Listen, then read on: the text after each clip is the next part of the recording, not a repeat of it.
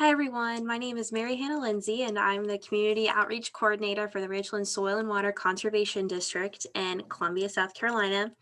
My colleague Chanda Cooper and I developed an educator's guide to pollinator conservation in 2020. The guide is intended for students in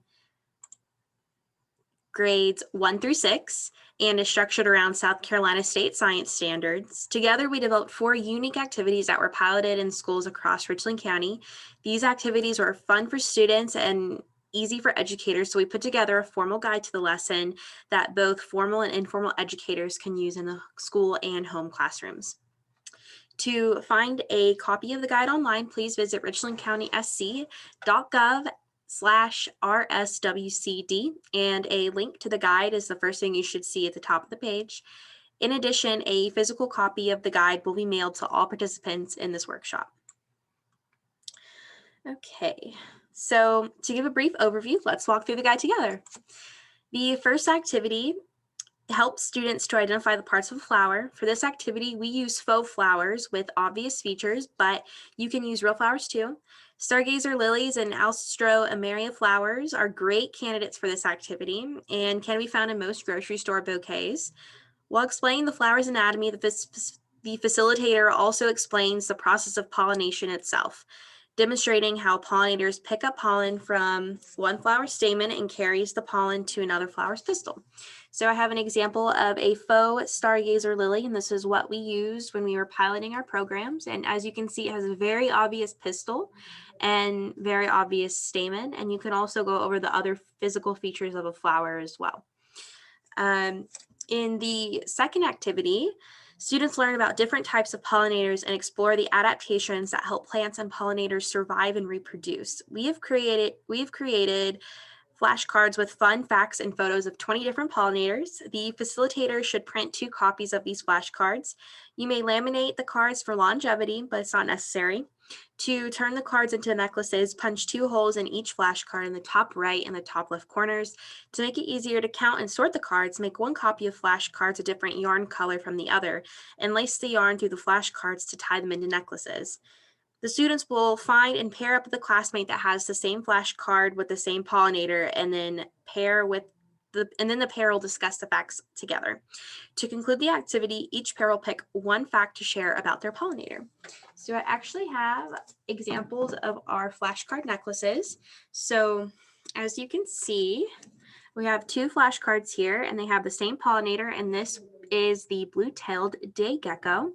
And I'm not sure if you're able to pick it up or not, but one necklace is green yarn, and the other has blue yarn. This helps keep the cards organized, and it also helps students find each other because they can be looking for someone who has a different color from them. And then on the back of the cards, we have just 3 facts about this pollinator. They'll discuss the facts together, and then as a class will come back, and each pair is only going to share 1 of those facts. So this is a really great activity for students to learn new vocabulary and to learn a little bit about several different diverse pollinators.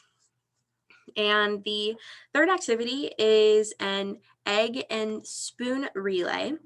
In this activity, students are able to act out pollination. We use flower-shaped plates, and I have one right here. This is just from a standard craft store. And plastic Easter eggs to represent pollen grains, with students divided up in 2 teams, maybe blue necklaces versus green necklaces. They can pick the pollen up from one flower with a spoon and carry it to another flower before passing the spoon to the next person. The team that finishes first wins, and after the activity, the facilitator can discuss with students some of the adaptations pollinators have that can help them to collect and transport pollen more easily, like a bee's corbicula or pollen basket, fuzzy legs and bodies, or a hummingbird's feathers. In the final activity, this is a spin on 4 corners that allows students to learn about some of the dangers pollinators face. To facilitate the activity, the appendix includes 4 different pollinator habitat signs. Print these and then tape them to each corner of a room. Tell students they are still pretending to be pollinators and to move to one corner or habitat. Using a 4-sided die or a random number generator, begin to call out a habitat at a time. in Appendix B of the guide, there are prompts for each habitat. So select and announce one of these prompts to the students at that corner. And if a habitat is called, that means that all of the pollinators at that habitat were not able to survive. And then all of the students in that corner have to sit down and are out, unfortunately. But after that, the students who are still in can move around to different corners and habitats. And even if a habitat is called, the student can still go back to that habitat. So the facilitator will continue to call out habitats until there is only one pollinator left. Let's see, so I have an example of our four-sided die. So whatever number you see at the bottom is going to be the corner you're going to call. So if it says 1 at the bottom, that means we're going to call corner 1. And in this case, corner 1 happens to be a cocoa farm. So this is an example of what you would tape up in corner 1. And this is available in the appendix of this guide. So if this is the first round and I just called corner 1, I would read this first prompt.